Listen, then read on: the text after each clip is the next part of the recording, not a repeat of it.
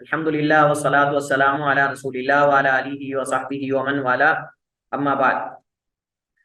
हुदूद के हवाले से हमने काफ़ी सारे मसाइल पढ़े हैं और कुछ मज़ीद मुतफर्रिका मसाइल मौजूद हैं जिनको इंशाल्लाह पढ़ते हैं आज। जैसा कि मिसाल के तौर पर हमारे पास जो आज पहला मसला है वो है दयूस का हुक्म। दयूस का हुक्म, दयूस किसे कहते हैं? आप में से कोई जानता है कि दयूस किसे कहते हैं? सर, जिसमें अपनी रिलेटिव जो ब्लड वाली क्या कहना चाहिए कि जिसमें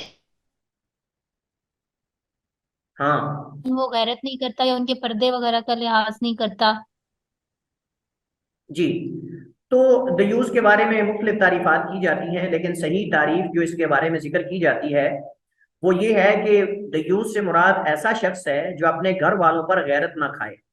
जो अपने घर वालों पर गैरत ना खाता, मतलब ये है कि उसके घर के अंदर बुरा काम हो रहा है, उसकी आंखों के सामने उसकी बेटी, उसकी उसकी बहन, उसकी माँ, उसकी जो है कोई अजीजा उसके साथ यानी आप समझ लें कि वो गलत काम कर रहे हैं, या मतलब ये है कि वो लोगों से बातें करती हैं, और मतलब कोई भी गलत रवैया जो किसी गैर महरम मर्द के साथ किसी औरत को नहीं रखना चाहिए उसके सामने हो रहा है, आ जा रहे हैं लोग उसके सामने। बीवी भी हो सकती है। बीवी की, अगर बीवी की हालत ये है कि वो उसके सामने दूसरे मर्दों से जो है वो गप्पे शप्पे लगाती है और फ्री हो जाती है, सब कुछ हो जाता है, तो अब ये बंदा भी दयूस है। और दूसरी दूसरी इसका हम एक सूरत ये भी कह सकते हैं कि अपनी बीवी को यानी दूसरे किसी मर्द के साथ छोड़ देना जाके, खुद छोड़ देना जाके, ये भी दयूसियत है। जैसा कि कई, मैं नाम नहीं लूंगा, कई बड़े बड़े लोगों के अंदर ये बकायदा एक रस्म पाई जाती है कि तुम अपनी बीवी हमारे पास छोड़ो, हम अपनी बीवियां तुम्हारे पास छोड़ेंगे, और इसकी मिसालें बकायदा मौजूद हैं। तो इसका क्या हुक्म है? तो कहते हैं कि दयूस अगरचे बहुत बड़ा बड़े गुनाहगारों में से है, लेकिन इसके कत्ल के मुतालिक कोई वाज़ेह नस मौजूद नहीं है, इसलिए इसे कत्ल नहीं किया जाएगा।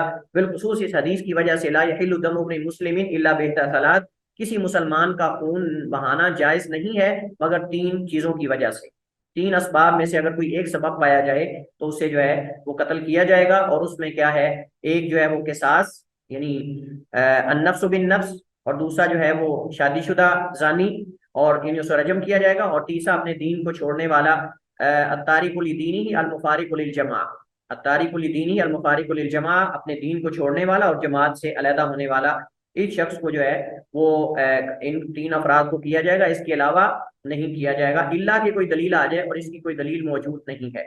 अलबत्ता ऐसे शख्स को ताजीरी सजा दी जाएगी, ऐसे शख्स को ताजीरी सजा दी जाएगी, क्योंकि ये उन लोगों में से है जो मुआशरे में फाशी को आम करना चाहते हैं, जो माशरे के अंदर फाशी को आम करना चाहते हैं। ये उन लोगों में शुमार होता है कि जिसके सामने उसके घर के अंदर बदकारी हो रही हो और फाशी के काम हो रहे हों या उसके मुकदमात हो रहे हों, लेकिन उसको किसी किस्म की परवाह ना हो बल्कि उस पर खामोशी का इजहार करे, तो ये दयूस है। और ये आदमी जो है वो असल में फाशी को फरोग देने के मुतरादिफ है, फाशी को फरोग देने के मुतरादिफ है। लेकिन अफसोस है कि हमारे मुआशरे के अंदर ये बॉय फ्रेंड और ये फलां फ्रेंड और ये इसके नाम पर जो है वो दयूसियत दाखिल हो चुकी है। और जो है वो बकायदा बड़े फख्र से माँ और बाप अपनी बेटी को कहते हैं ठीक है बेटा आप अपने बॉयफ्रेंड को ले जाएं और उधर चले जाएं, इधर चले जाएं, ठीक है। वो कहते हैं जी अपने बॉयफ्रेंड के साथ ही गई है ना, आपको क्या मसला है? अगर कोई ताया चचा, अगर कोई घर का कोई अजीज अगर इतराज करता है तो वो आगे से ये जवाब देते हैं, वो कहते हैं जी वो अपने बॉयफ्रेंड के साथ जा रही, तुम्हें क्या मसला है? यानी गोया के हमारे इस गैर गुजरे दौर के अंदर बॉयफ्रेंड भी एक महरम बन गया है, बॉयफ्रेंड भी एक जो है वो महरम हमने बना लिया है। हालांकि शरीयत के अंदर तो इसका कोई जिक्र नहीं कि बॉयफ्रेंड भी महरम है। हाँ जी, आप बताइए जरा, कितनी ऐसी हमारी जो खवातीन मुआशरे की हैं जो बॉयफ्रेंड के साथ जो है वो मरी और पता नहीं कहाँ कहाँ पूरे पूरा महीना 15-15 दिन गुजार के आती हैं, और अगर पूछे माँ बाप से जी आपकी बेटी कहाँ गई है तो कहते हैं जी बॉयफ्रेंड ही है ना साथ उसके, कोई नहीं होगा इंशाल्लाह, कुछ नहीं होगा। इसका मतलब ये कि हमने शरीयत की तख्तियां जो है वो हमने उड़ा दी और खेड़ दी, और हमने बॉयफ्रेंड को भी एक महरम बना लिया। हमने कहा कि ये भी महरम है। हालांकि नबी करीम अलैहिस्सलाम ने फरमाया कि किसी मोमिन औरत के लिए जो अल्लाह और यौम आखिरत पे ईमान रखती है उसके लिए हलाल और जायज नहीं है कि वो एक दिन, और एक हदीस में एक रात, और एक दिन में एक दिन और एक रात का सफर वो बगैर महरम के करे। इसके बावजूद भी देख लें आप, इतनी जरूरत हमारे लोगों के अंदर पैदा हो चुकी है। और ये जायज नहीं है। और ऐसे अपराध को सजा देनी चाहिए, और ऐसे अपराध को सजा देनी चाहिए। इसके लिए कोई बकायदा नज़म बनाना चाहिए, क्योंकि असल में ये जो यानी ज्यादतियां होती हैं बच्चियों के साथ, और इसी तरह जो कत्लो गारत होती है, फिर वो ले जाके कत्ल कर देते हैं, हरासा करते हैं, ब्लैकमेलिंग करते हैं, ये सारे असल में बुनियाद उसकी खुद लड़की होती है। जब वो डील देगी तो उसके बाद ये सारे मामलात आते हैं। यानी अगर वो उस बॉयफ्रेंड पे इतना इत्मीनाद करके उसके साथ जा रही है, आगे से क्या उसको इज्जत दे रहा है कि उसको अपने दोस्तों के हवाले कर देता है।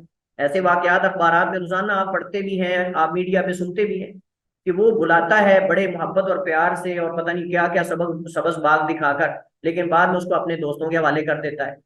उनसे पैसे लेकर या कोई भी और तरीका, उसको नशा देकर उसको कत्ल कर देते हैं। अपनी हवस पूरी करने के बाद उसको कत्ल, खुदारा ऐसी चीजें।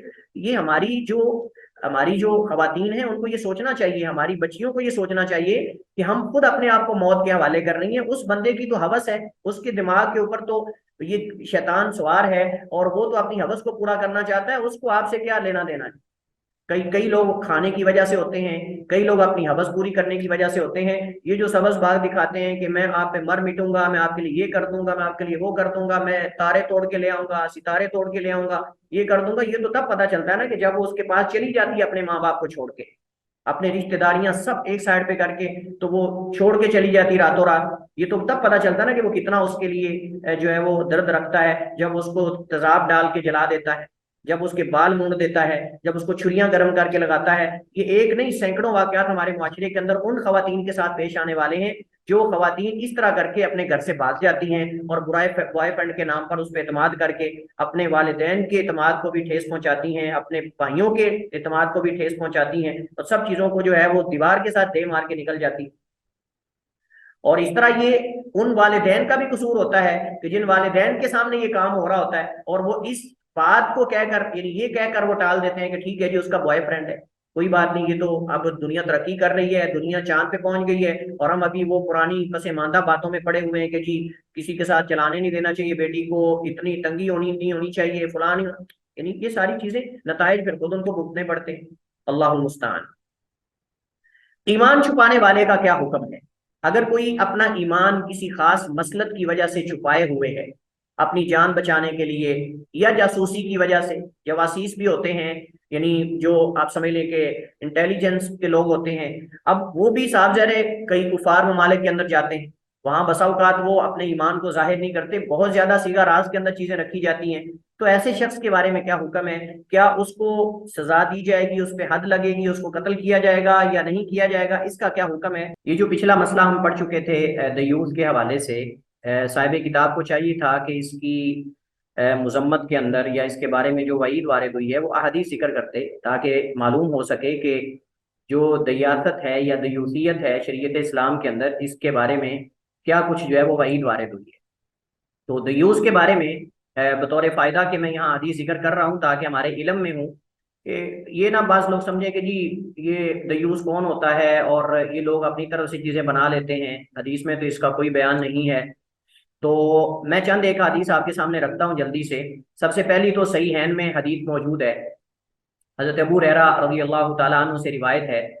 वो बयान करते हैं कि नबी अलैहिस्सलाम ने फरमाया, इन अल्लाह यगारु व इन्नल मुमिना यगारु, अल्लाह भी गैरत करता है और मोमिन उसको भी गैरत आती है। व इन्ना गैरत अल्लाही, और अल्लाह की गैरत ये है, अन यअतिया अल मुमिनु मा हर्रम अल्लाहु अलैहि, कि मोमिन जो है वो ऐसे काम को आए कि जो अल्लाह ताला ने उस पर जो है वो हराम किया है। मोमिन जो है वो ऐसे काम को आए कि जो अल्लाह सुब्हानहु व तआला ने उस पर जो है वो हराम किया है। अब ये एक आम है गैरत के हवाले से कि मोमिन भी गैरतमंद होता है और अल्लाह भी गैरतमंद होता है। इसके बाद मुस्नद अहमद वगैरह में हदीस मौजूद है कि नबी अलैहिस्सलाम ने फरमाया, अब्दुल्लाह इब्न उमर हदीस के रावी, अल्लाह के नबी ने फरमाया, सलासतुन क़द हर्रम अल्लाहु अलैहिमुल जन्नह, तीन किस्म के लोग हैं जिन पर अल्लाह ने जन्नत को हराम कर दिया है। उनमें पहला शख्स, फरमाया मुदमिनुल खम्र, शराब का आदी, यानी शराब पे हमेशगी करने वाला, जो नशई बन चुका है, जिसको नशे की लत लग चुकी है और हमेशा शराब पीता रहता है या नशा करता रहता है, एक ये। वल आकू, और इसी तरह नाफरमान, और एक हदीस में अपने वालिदैन का नाफरमान। वद्दयूस अल्लज़ी यक़िरुल खुब्थ फ़ी अहलिही, वो दयूस आदमी जो अपने घर में खबासत को बरकरार रखता है, यानी उसको सही समझता है। यकीर का माना यानी उसको सही समझता है। हम कहते हैं ना नबी अलैहिस्सलाम की तकरीरी हदीस कि आपके सामने कोई काम हो और आप खामोशी का इजहार करें, उसी से है।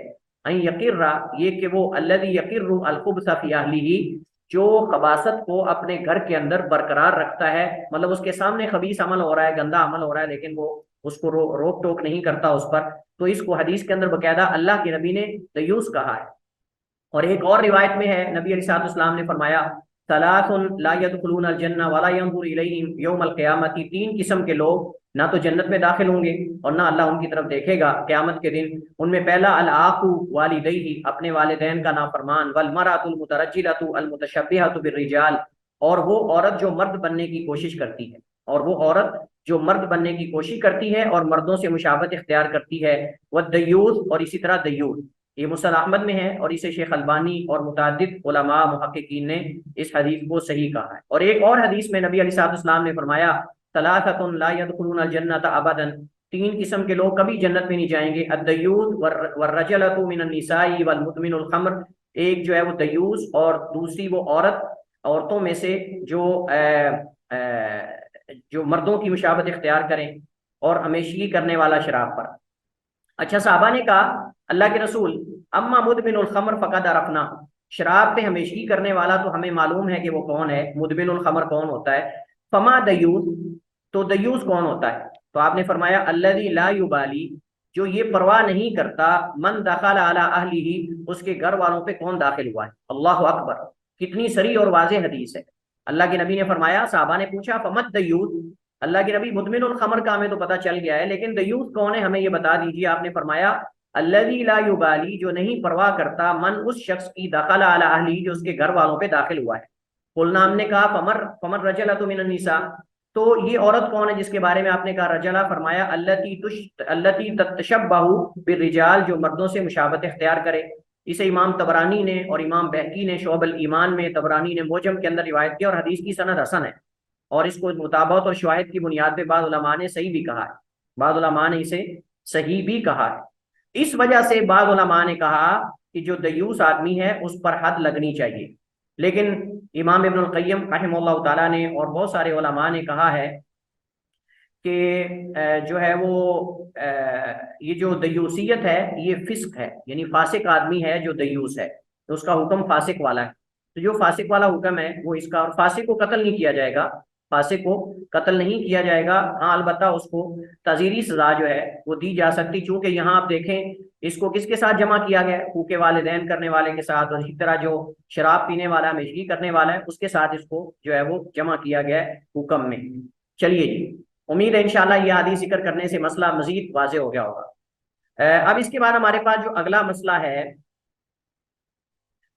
जी, ये सवाल किया है अयमन ने कि सर जो लोग मंगेतर से बातें करने का कहते हैं वो भी दयूस होते हैं या नहीं? जी, जो वालिदैन अपनी, ये मैं जो हमने अहादीस पढ़ी है मैं उसकी रोशनी के अंदर आपको बात कर रहा हूँ, ये कोई मेरी जाती राय नहीं है, ये अहादीस से इस्तिंबात है।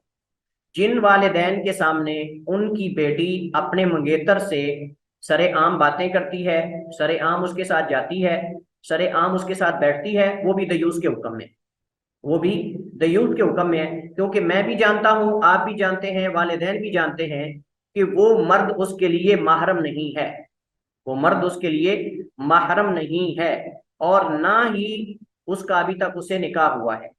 जो खाली मंगनी होती है ना, ये तो सिर्फ एक, आप समझ लें कि निकाह की कबूलियत के लिए हाँ करना है, ना कि निकाह है। जब तक निकाह नहीं तब तक वो एक दूसरे के लिए अजनबी है।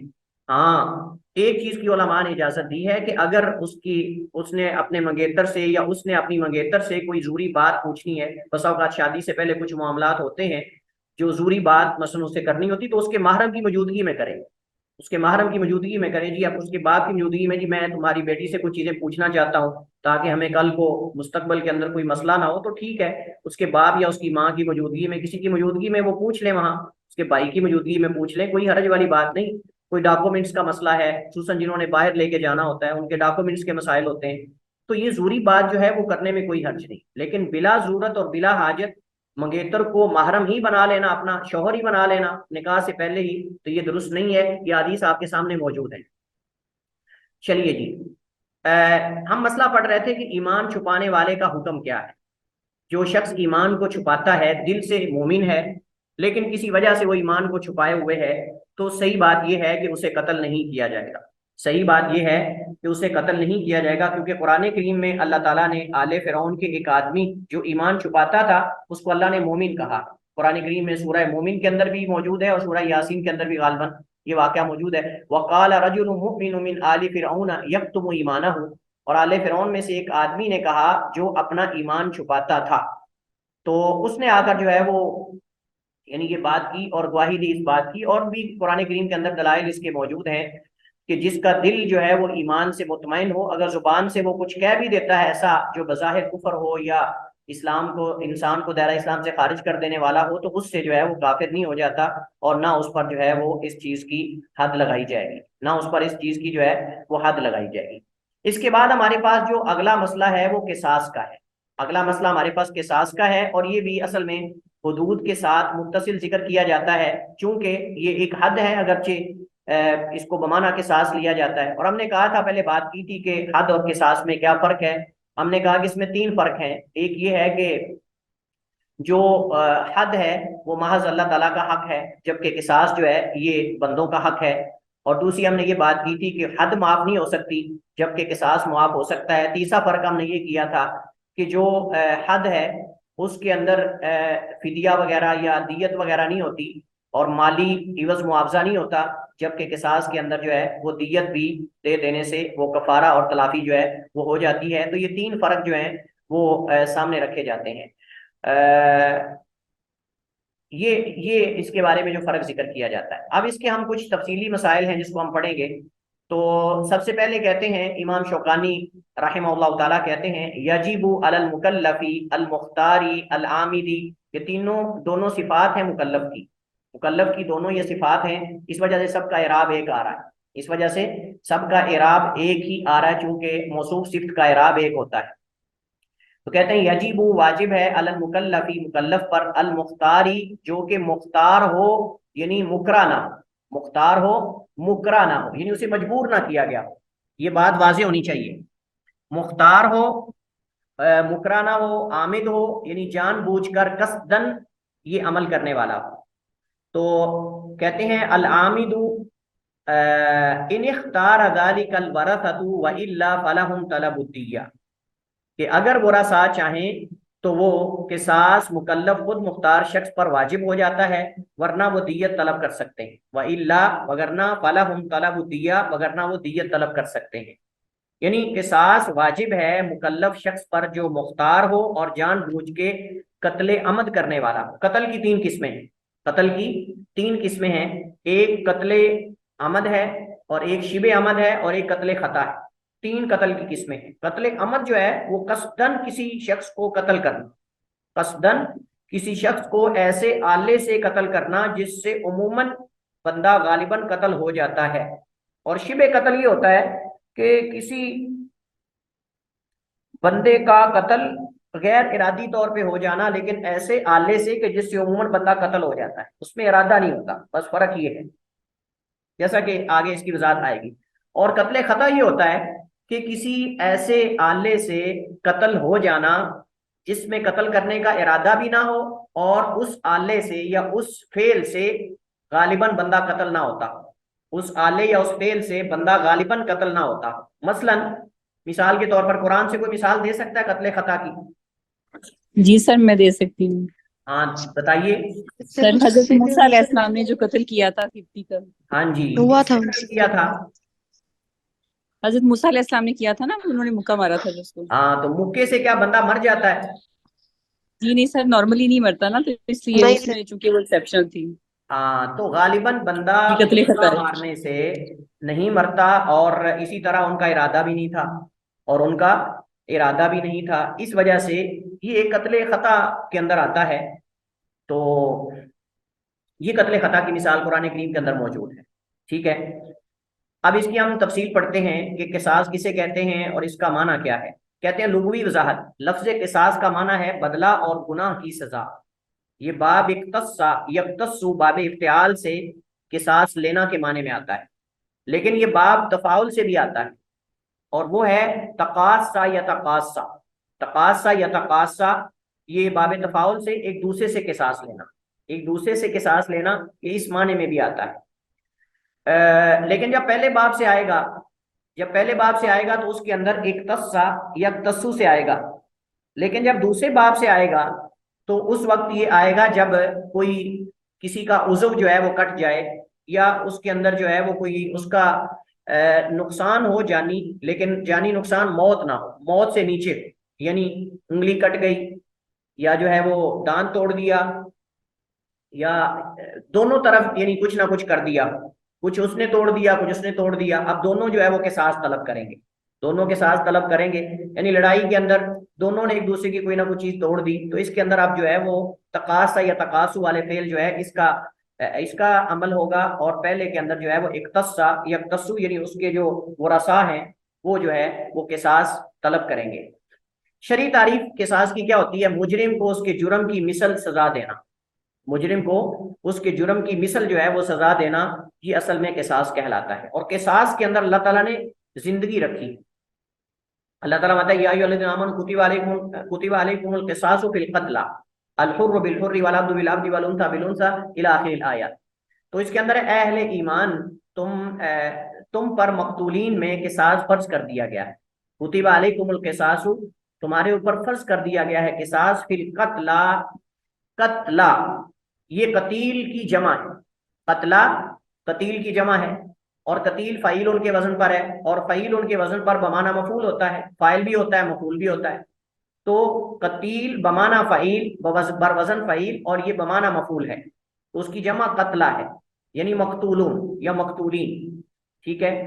दूसरी आयत है वलकुम फिल क़िसासी हयातुन या उलिल अलबाब, और तुम्हारे लिए किसास में जिंदगी है ए अकल वालों। आजकल हमारे लोग क्या कहते हैं? हमारे लोग आजकल कहते हैं जी किसास में बर्बादी है, किसास के अंदर तो जुल्म है और ये वाशियाना सजाएं हैं और ये है वो है। हालांकि अल्लाह रब्बुल आलमीन जो है वो फरमा रहा है कि तुम्हारे लिए किसास में हयात और जिंदगी है, अगर तुम्हें अकल हो। यानी ए अकल वालो, यानी अकल वाले ये समझ सकते हैं, जो पैदल है अकल से वो यही समझ सकते हैं कि किसास के अंदर कैसे हयात और जिंदगी है। जरा नाफिज करके तो देखें निज़ाम हुदूद को, और किसास को जरा नाफिज करके देखें, मुआशरे में कैसे अमन आता है। एक बंदे को जरा फड़काए ना किसास के अंदर, पता चल जाता है अगले दिन कोई किसी को कत्ल करेगा। हम देख लेंगे, एक साल के अंदर नतीजा सामने आ जाएगा, लेकिन अप्लाई नहीं ना करते हम। ये बहाने हैं असल में हुदूद को नाफिज ना करने के, ये बहाने हैं जी अगर ऐसा होगा तो फिर प्रेशर आएगा, और जो बड़ी कुव्वतें ताकतें हैं वो ऐसे करेंगी, वो ये करेंगी, वो करेंगी। इसी तरह अल्लाह ताला फरमाता है वकतबना अलैहिम फीहा, तौरात के अंदर भी ये बात लिखी हुई है, सिर्फ ये कुरान के अंदर नहीं, तौरात के अंदर भी किसास और दियात और ये सब चीजें मौजूद हैं। अल्लाह फरमाता है वकतबना अलैहिम फीहा अन्न नफ्स बिन्नफ्स, और हमने यहूदियों की जिम्मे तौरात में ये बात मुकर्रर कर दी थी कि जान के बदले जान और आंख के बदले आंख, और उसके बाद आगे तक नाक के बदले नाक और कान के बदले कान, दांत के बदले दांत, और खास जख्मों का बदला है, और खास जख्मों का बदला है। तो अब ये आयत बताती है कि किसास जो है वो सिर्फ इस्लाम के अंदर नहीं बल्कि इस्लाम से पहले दीगर जो अदियान हैं उनके अंदर भी ये मौजूद था। अच्छा जी, इसके बाद हदीस में आता है, हदीस नबवी है कि नबी करीम अलैहिस्सलाम ने फरमाया ला यहिल्लु दमु इमरी मुस्लिमिन इल्ला बिहिदा तलाक, किसी मुसलमान का खून बहाना जायज नहीं मगर तीन चीजों की वजह से। उसमें महल्ले शाहिद हदीस में अन्नफ्स बिन नफ्स, जान के बदले जान, यानी कत्ल के बदले कत्ल, ये असल में महल्ले शाहिद है। बाकी हदीस पहले भी कई दफा गुजर गई। अब्दुल्लाह इब्न अब्बास रज़ी अल्लाह तआला अन्हुमा फरमाते हैं कि नबी करीम बनी इसराइल में सिर्फ किसास फर्ज था, दियत नहीं। अल्लाह ताला ने इस उम्मत के लिए कुतिबा अलैकुमुल क़िसासु फिल क़त्ल, मक़तूलीन में तुम पर किसास फर्ज कर दिया गया है। और फरमाया फमन उफ़िया लहु मिन अख़ीही शैउन, बस जिसके लिए उसके भाई की तरफ से कोई चीज मुआफ कर दी जाए तो ये अल्लाह ताला ने रुख्सत रख दी। तो आयत में अफु से मुराद कत्ले अमद में दियत कबूल करना है, यानी असल तो यह है कि किसास वाजिब है, असल ये कि किसास वाजिब है, लेकिन एक ऑप्शन दूसरा भी है कि अगर मकतूल के वरसा दियत लेने पर राजी हो जाते हैं तो वो जो है वो ले सकते हैं और इसमें फिर किसास नहीं होगा। लेकिन कत्ले शिबे अमद के अंदर और कत्ले खता के अंदर किसास नहीं है, उसके अंदर दियत है या मुआफी है, दियत है या मुआफी है, उसके अंदर जो है वो किसास नहीं है। कोई बंदा ये नहीं कह सकता कि जी मैं किसास मतलब लूंगा, या ऐसा नहीं है। किसास के वजूद पर उम्मत का इजमा है, और इसके बारे में हज़रत आयशा रज़ी अल्लाह तआला अन्हा से मरवी रसूल करीम अलैहि सलाम ने फरमाया किसी मुसलमान को कत्ल करना जायज़ नहीं सिवाय 3 खसाइल के। उनमें से एक है और यक्तुल नफ्सन फयुक्तल बिहा, या वो एक जान को कत्ल कर दे और उसके बदले में उसे कत्ल कर दिया जाए। हजरत अबू हुरैरा रज़ी अल्लाह तआला अन्हु से मरवी है कि रसूल करीम अलैहि सलाम ने फरमाया मन कुतिला लहू कतीलुन फहुवा बिखैरिन नज़रैनि इम्मा अन युफ्तदा व इम्मा अन युक्तल व इम्मा अन युक्तल। तो कहते हैं कि जिस किसी का कोई आदमी मारा जाए उसे 2 इख्तियार है, या वो दियत वसूल करे या कातिल को मकतूल के इवज में कत्ल कर दिया जाए, या कातिल को मकतूल के इवज में कत्ल कर दिया जाए, या फिदिया दे दिया जाए दियत, या फिर उसके बदले में उसको कत्ल। इसका मतलब ये है कि यहाँ कत्ले अमद के अंदर जो है वो दोनों ऑप्शन है, कत्ल भी है और दियत भी है, दोनों में से कोई भी हो सकता है। शाफी रहमतुल्लाह ताला फरमाते हैं कि किसास और दियत वाजिब हैं, लेकिन इन दोनों में इख्तियार है, दोनों वाजिब हैं लेकिन जो इनमें से कर लिया जाए। मालिक, इमाम तबरी, अहनाफ कहते हैं कत्ल के बदले में किसास वाजिब है, दियत नहीं। मुराद कत्ले अमद है। कत्ले अमद के अंदर बाज़ उलमा कहते हैं कि सिर्फ किसास ही वाजिब है, बाज़ कहते हैं कि नहीं दियत भी हो सकती है। इस मसले में इख्तिलाफ है और राजी इमाम शाफी का मौक़िफ़ है क्योंकि हदीस सही आ चुकी है। कौन आप में से बताएगा, कौन आप में से बताएगा कि जो है वो अहनाफ की क्या दलील है जो कहते हैं कि सिर्फ कत्ल है, हाँ दियत नहीं हो सकती। अहनाफ की क्या दलील है इस मसले पर कि सिर्फ कत्ल है, दियत नहीं हो सकती?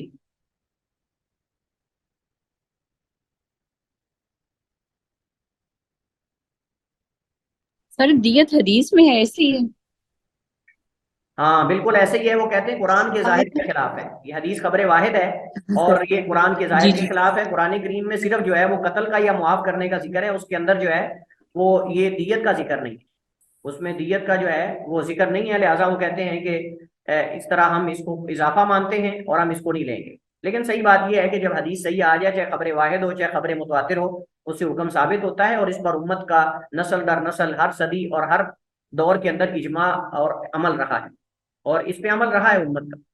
कत्ल की अकसाम, कत्ल की 3 अकसाम है, कत्ले अमद, कत्ले शिबे अमद और कत्ले खता। अब हर एक की वजाहत करेंगे कि कत्ले अमद किसे कहते हैं और शिबे अमद किसे कहते हैं और कत्ले खता किसे कहते हैं। कत्ले अमद से मुराद ऐसा कत्ल है जिससे मुकल्लफ शख्स किसी कत्ल के गैर मुस्तहिक शख्स को, यानी ऐसा शख्स जो कत्ल का मुस्तहिक नहीं, उसको ऐसे आले से कत्ल करने की नीयत करे जिसमें अगले गुमान यही हो कि वो कत्ल कर दिया जाएगा या कत्ल हो जाएगा। जैसे मैंने आपको खुलासातन पहले बताया था, ये लंबी चौड़ी इबारत है, उसका खुलासा ये है कि कसदन, जानबूझकर कत्ल के इरादे से किसी बंदे को, बेगुनाह आदमी को ऐसे आले से या ऐसे फेल से कत्ल करना जिससे गालिबन बंदा कत्ल हो जाता हो। मसलन बंदूक, तलवार, तीर वगैरह, या ऐसी कोई तेज तरीन आले के साथ उसको मारना कि जिससे गालिबन बंदा मर जाता है।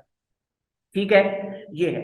अब अगर हम अगली तारीफ पढ़ेंगे ना जो शिबे अमद है, शिबे अमद है, तो उसके अंदर आप क्या कहेंगे? उसके अंदर हम कहेंगे कि वो कत्ल जिसमें मुकल्लफ को किसी ऐसी चीज से मारने का इरादा करे जिससे उमूमन इंसान मरता नहीं, मसलन छुरी, कैंकरी या छोटा पत्थर वगैरह, और इससे वो शख्स मर जाए, इसमें किसास नहीं बल्कि दियत है। लेकिन जो मैंने आपको पहली तारीफ बताई थी वो भी हो सकती है कि बंदा उसके अंदर किसी ऐसे आले से मारे, ऐसे फेल से बंदे को मारे जिसके गालिबन बंदा मर जाए लेकिन कत्ल का इरादा ना, कत्ल का इरादा ना हो। अब इसके अंदर हम कैसे फर्क करेंगे जी उसके कत्ल का इरादा था कि नहीं? इसके अंदर हम कैसे फर्क करेंगे कि उसके कत्ल का इरादा था कि नहीं, जबकि वो ऐसे आले से उसको मार रहा है कि जिससे बंदा कत्ल हो जाता है, और मार भी ऐसी जगह पे रहा है जहां से बचने का इम्कान नहीं। तो इस वजह से बाज़ उलमा ने ये भी इसकी तारीफ की है, और वो क्या है कि यानी कसदन किसी सॉरी ऐसे ऐसे आले से किसी बंदे को मारना कि जिससे बंदा जो है वो गालिबन जो है वो मरता तो नहीं लेकिन मारने का इरादा हो, ये भी हो सकता है इसके अंदर। या उसके अंदर ये है कि इरादा ना हो लेकिन ऐसे आले से मारे कि जिससे बंदा गालिबन मर जाता है। तो बात एक ही है, बात एक ही है, उसको उधर कर लें या उधर कर लें, नतीजा एक ही है। कत्ले खता ये है कि मारना किसी और को चाहे लेकिन कत्ल कोई और हो जाए, मारना किसी और को चाहे लेकिन किसी कोई और हो जाए। मसलन शिकारी गोली तो शिकार की तरफ चला रहा था लेकिन किसी आदमी को लग जाए, किसी आदमी को लग जाए। इस तरह अगर कोई कुआं खोदे, उसमें कोई आदमी गिर जाए, तो इसमें दियत और कफारा, एक गर्दन की आज़ादी लाजिम, दियत भी और साथ एक कफारा भी। कफारे के अंदर एक गर्दन आजाद करनी है और साथ जो है वो दियत भी देनी होगी।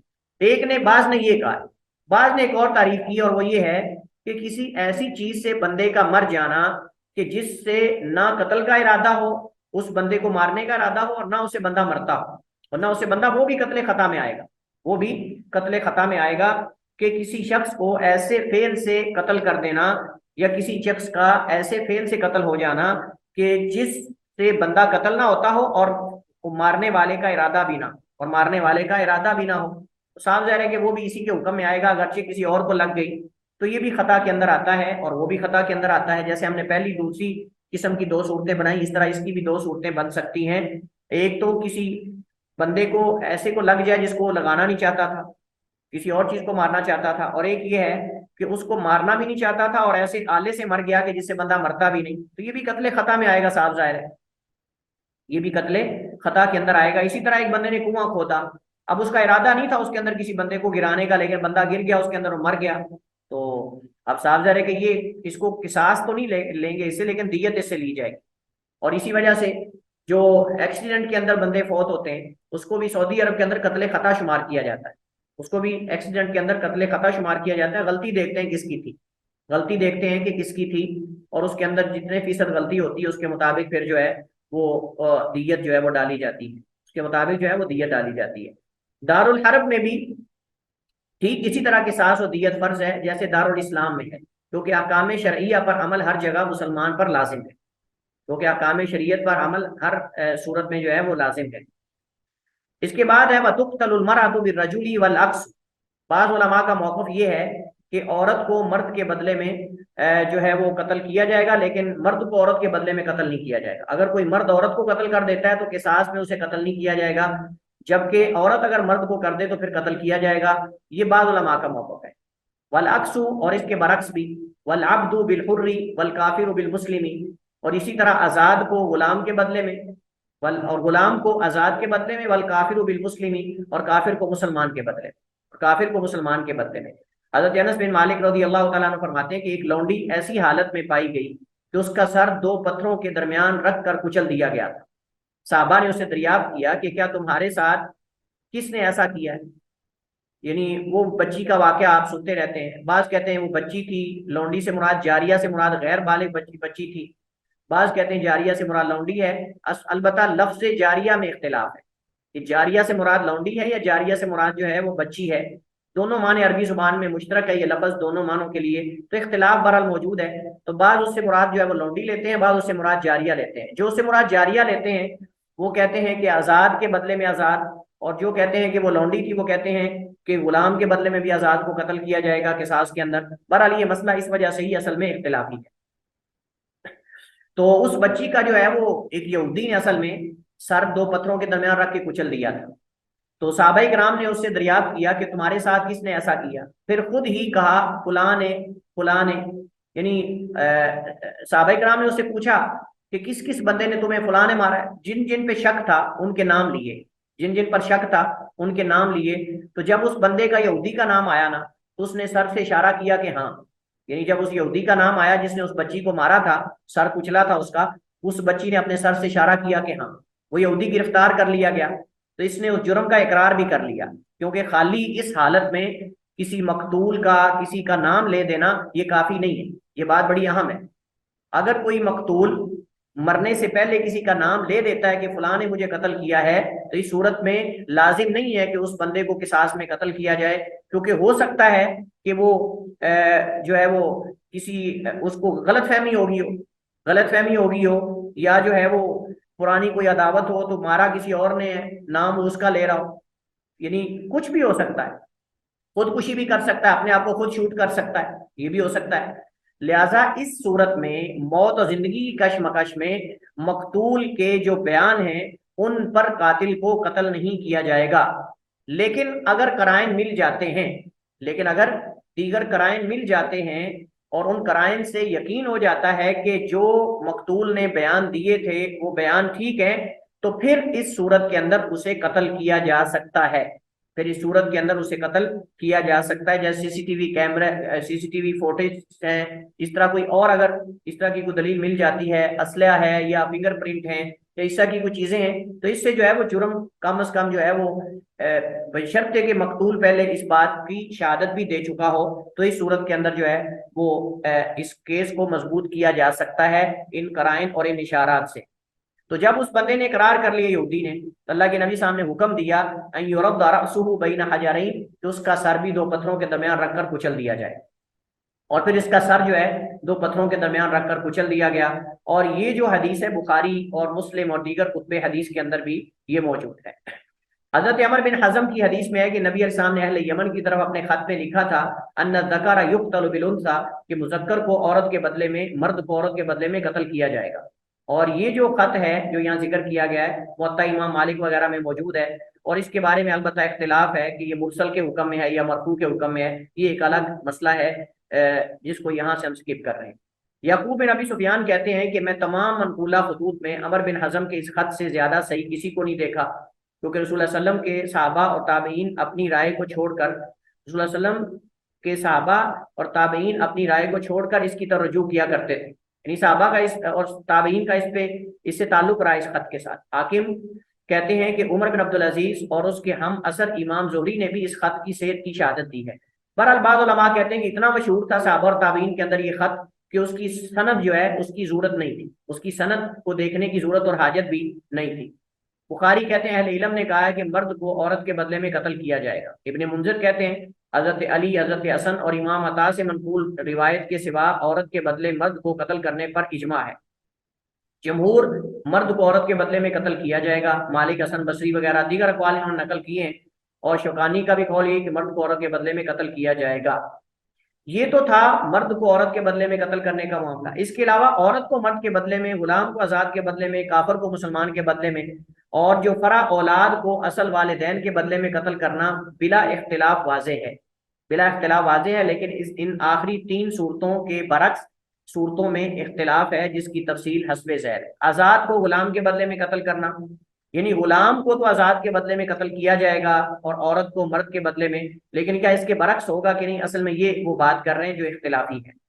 तो कहते हैं हजरत समरा से रिवायत है कि रसूलुल्लाह सल्लल्लाहु अलैहि वसल्लम ने फरमाया मन कतल अब्दहु कतलना, जिसने अपने गुलाम को कत्ल किया हम उसे कत्ल करेंगे। वमन जदा अब्दहु, जिसने अपने गुलाम के कान काटे, अपने गुलाम के कान या नाक या कोई भी उसका उज़्व काट दिया, जदा अनाहु, हम भी उसके आज़ा काटेंगे।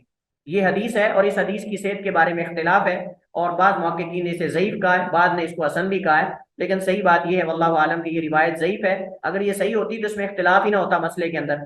ये रिवायत उन हजरात की दलील है जो कहते हैं कि मालिक को गुलाम के बदले कत्ल किया जाएगा, लेकिन ये रिवायत ज़ईफ है, जैसा कि शेख अल्बानी वगैरह ने इसे ज़ईफ करार दिया। एक रिवायत में है एक आदमी ने अपने गुलाम को जानबूझकर कत्ल कर दिया, तो नबी अलैहि सलाम ने उसे कोड़े लगाए और 1 साल के लिए जलावतन कर दिया और इसका हिस्सा मुसलमानों से खत्म कर दिया और इससे किसास नहीं लिया और इसे हुक्म दिया कि एक गर्दन आजाद करे। लेकिन ये रिवायत जो है दारकुतनी वगैरह में है और इसकी सनद में भी इख्तिलाफ है, और इसकी सनद में भी इख्तिलाफ है। ये रिवायत इनकी दलील है जो मालिक को गुलाम के बदले ना कत्ल करने के कायल है, लेकिन ये रिवायत भी कमजोर है क्योंकि इसकी सनद में इस्माइल बिन अय्याश रावी वो ज़ईफ है, ज़ईफ नहीं है। इस्माइल बिन अय्याश जो शामी रावी है ये ज़ईफ नहीं है, लेकिन ज़ईफ तब होता है जब गैर अहले शाम से बयान करे। ये बड़ी दकीक यानी चीजें हैं जो आम लोग नहीं जानते। ये मुहद्दिसीन जो बड़े बड़े मुहद्दिसीन उन्होंने ये बात नकल की। वो कहते हैं कि जब इस्माइल बिन अय्याश शामी रावी ये अहले शाम से बयान करे तो इसकी हदीस हसन होगी, हसन दर्जे की होगी। लेकिन जब गैर अहले शाम से बयान करता है तो गलती करता है, यानी हिजाज, अहले हिजाज से या अहले मिस्र से या अहले इराक से बयान करे तो इसकी रिवायत ज़ईफ होगी। तो ये रिवायत अहले हिजाज से बयान करता है इस्माइल बिन अय्याश शामी रावी, ज़्यादा इसकी हदीस जो है वो ज़ईफ होगी, वल्लाहु आलम। इसी तरह कुरान करीम में अल-हुर्रु बिल-हुर्रि वल अब्दु बिल अब्दी, कि आज़ाद के बदले आज़ाद और गुलाम के बदले में गुलाम। तो कहते हैं ये भी कत्ल से रोकने वालों की दलील है, लेकिन इसमें वाज़े यानी इसमें भी वाज़े इश्काल मौजूद है। और वो ये कि ये तो वैसे जिक्र किया गया है क्योंकि वहाँ है अल-हुर्रु बिल-हुर्रि, और वहाँ तो जो है वो ये भी जिक्र किया गया है कि मर्द के बदले में औरत, लेकिन औरत के बदले में फिर मर्द इसका मतलब ही नहीं होगा। हज़रत अली रज़ी अल्लाह तआला अन्हु फरमाते हैं कि मिन सुन्नती ला युक़तल हुर्रुन बिअब्दिन, सुन्नत ये है कि आजाद को गुलाम के बदले कत्ल नहीं किया जाएगा। बहरहाल खुलासा ये है कि इसके बदले में जितनी रिवायात है सब में कलाम है, और आज ये कि आजाद को गुलाम के बदले कत्ल करने का कोई सबूत मौजूद नहीं है। लेकिन औरत के बदले में मर्द को और मर्द के बदले में औरत को कत्ल करने का वल्लाहु आलम। ये उस आयत से बाद उलमा ने इस्तेदलाल किया है, और बाद उलमा ने जो है वो दीगर नसूस और हदीस से इस्तेदलाल किया है, और राजी ये है कि मर्द को औरत के बदले में और औरत को मर्द के बदले में कत्ल किया जाएगा। बाकी ये तकरीबन बोला गया है कि गालिबन आजाद का मामला आजाद से होता है और गुलाम का गुलाम से होता है। लड़ाइयाँ आपस में आजाद की आजाद से, गुलाम की गुलाम से होती है ज्यादातर, इस वजह से शायद इसको तकरीबन जिक्र कर दिया गया। वरना अगर इसके बरक्स हो तो साफ ज़ाहिर है कि किसास उसके अंदर मौजूद होगा। अलबत्ता गुलाम के बदले में आजाद का मसला थोड़ा माले नजर है। वल्लाहु आलम, इसी पर इत्तिफाक करते हैं हम। वल्लाहु ताला आलम व अहकम व सल्लल्लाहु वसल्लम अला नबीना मुहम्मद व अला आलिहि व सहबिहि वसल्लम।